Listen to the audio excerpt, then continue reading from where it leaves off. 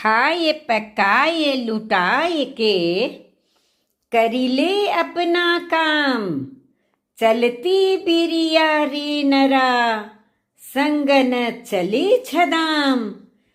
वाह, इतने छोटे से दोहे में कितनी महत्वपूर्ण बात कह गया कबीर तू। क्या कहते हैं कबीरदास जी?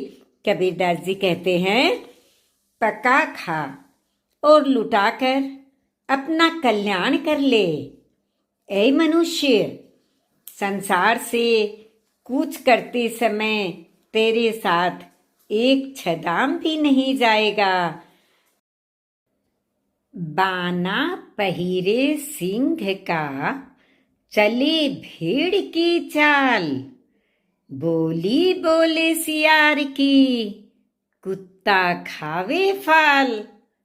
वाह, कितनी महत्वपूर्ण बात कह गए हैं कबीरदास जी अपने इस छोटे से दोहे में। क्या कहते हैं कबीरदास जी? समझते हैं।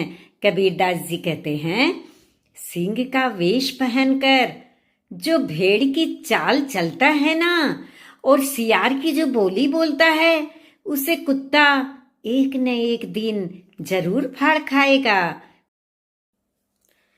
कबीर माया पापणी, हरिसों करे हराम, मुख कड़ियाली कुमति की, कहन न दे राम। वाह, क्या कहते हैं कबीरदास जी अपने इस छोटे से दोहे में?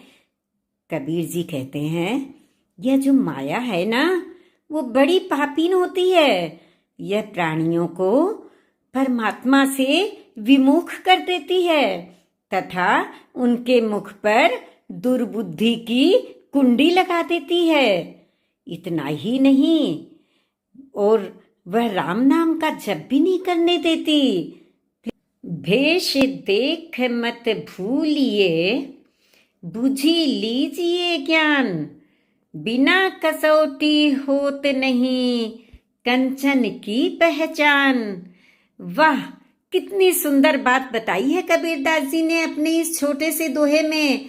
क्या कहते हैं कबीरदास जी? समझते हैं। कबीरदास जी कहते हैं कि केवल उत्तम साधु को वेश देख करके ही नहीं भूल जाना चाहिए, उनसे ज्ञान की बातें भी पूछनी चाहिए। क्यों? क्योंकि बिना कसौटी के सोने की पहचान नहीं होती।